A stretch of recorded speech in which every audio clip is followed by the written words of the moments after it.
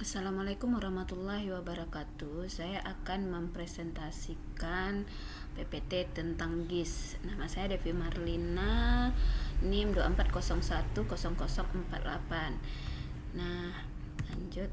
GIS adalah singkatan dari Sistem Informasi Geografis, yaitu sistem komputer yang digunakan untuk menangkap atau menyimpan, mengelola atau menganalisis dan memvisualisasikan data yang memiliki informasi geospasial atau bereferensi geografis.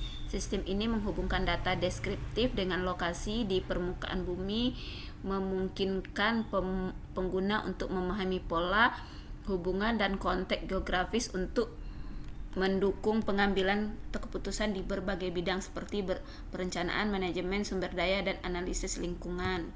Fungsi utama GIS yaitu menangkap data atau mengumpulkan data geospasial dari berbagai sumber, menyimpan data, mengelola dan menyimpan data geografis dalam informasi digital, mengolah data, memanipulasi, mengintegrasikan dan mengedit data spasial, menganalisis data yaitu melakukan analisis spasial untuk mengidentifikasi pola, hubungan, dan tren, memvisualisasikan data, menampilkan data dalam bentuk peta, grafik, dan visualisasi lainnya untuk pemahaman yang lebih baik.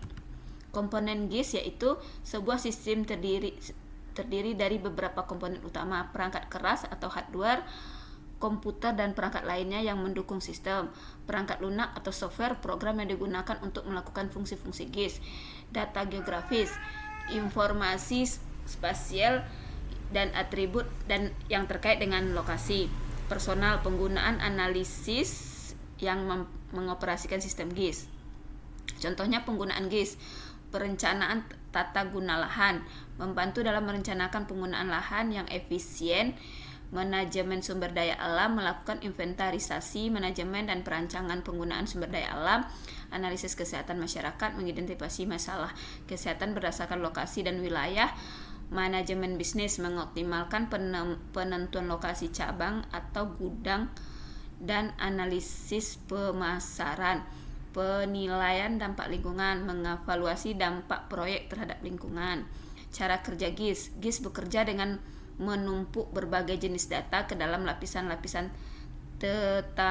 tematik di atas peta. Contohnya Anda bisa melihat satu lapisan untuk jalan, satu untuk bangunan, satu lagi untuk batas wilayah, dan seterusnya. Dengan menggabungkan lapis-lapisan ini, GIS memungkinkan analisis spasial yang kompleks.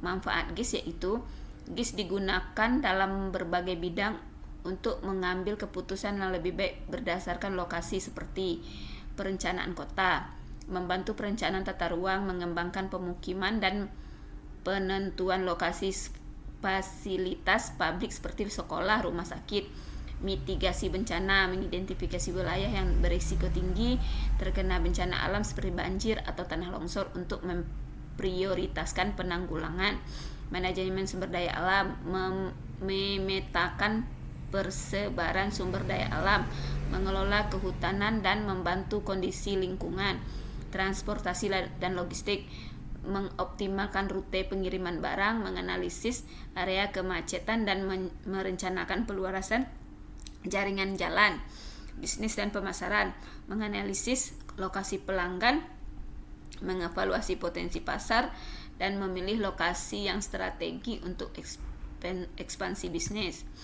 Manfaat GIS: sebuah sistem GIS terdiri dari 5 komponen utama yang saling terintegrasi: perangkat lunak yang sudah saya jelaskan di atas, dan perangkat keras, data manusia, dan metode prosedur praktik operasional yang dirancang untuk mengaplikasikan GIS dalam menyelesaikan masalah tertentu.